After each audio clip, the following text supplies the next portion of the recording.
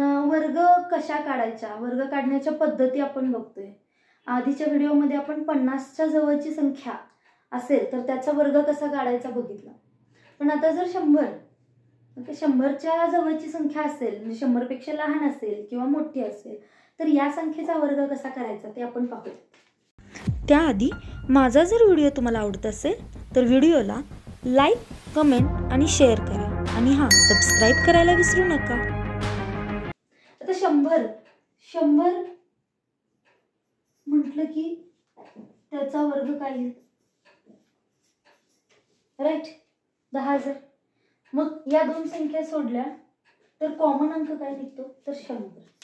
म्हणजे जसं आपण 50चा वर्ग किंवा त्याच्या जवळच्या संख्यांचा वर्ग करत असताना कॉमन जो अंक घेत होता तो 25, तर इथं 100च्या जवळपासच्या संख्या असतील आणि त्याचा वर्ग करताना आपण संख्या घेणार आहे 100. म्हणजे आता उदाहरणार्थ पहिल्यांदा मी संख्या घेतली 98चा वर्ग.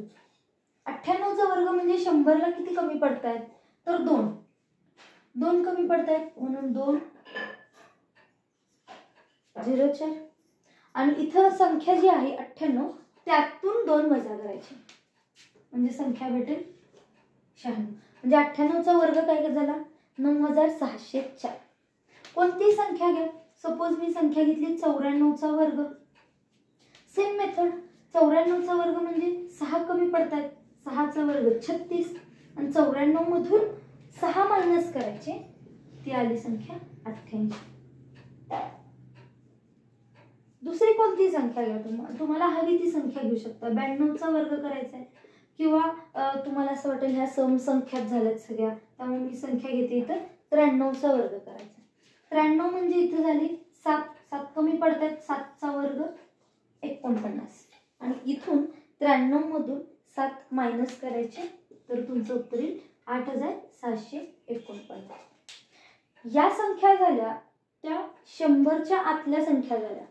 आता भले मोठे गुणाकार आपण ज्यावेळेस बघतो त्यावेळी 112चा वर्ग किंवा 106चा वर्ग या संख्यांचा वर्ग कसा करायचा, तर आता मी 106चा वर्ग बघूया करू. 106 म्हणजे 100 मध्ये 6 अधिक आहेत, म्हणून 6 मध्ये 6चा वर्ग घेतला 36 आणि 106 मध्ये हे 6 मिळवायचे 112, तर 106चा वर्ग झाला 11,236. दुसरी कोणतीही संख्या तुम्ही घेऊ शकता. 107 सपोज मी घेतला, 107चा वर्ग 7 जास्त आहे म्हणून 7चा वर्ग 49 आणि 107 मध्ये 7 मिळवले 11,449. हा तुमचा वर्ग झाला. सपोज मी संख्या घेतली 112. 112चा वर्ग म्हणजे 12चा वर्ग हा आहे 12चा वर्ग घ्यायला पाहिजे कारण 12 जास्त आहे. 12चा वर्ग आहे 144 आणि 112 मध्ये हे 12 मिळवलं की संख्या होते 124. पण 100 बेस असल्यामुळे फक्त आपल्याला 2च अंक घ्यायचे आहेत, म्हणजे घेतला मी 44 आणि जो काही वरचा अंक जो येईल तो पुढच्या संख्येत मिळवायचा, म्हणजे उत्तर काय होईल 12,544. अशा प्रकारे तुम्ही कोणतेही एक्झाम्पल्स याच्या जवळपासचे ट्राय करा.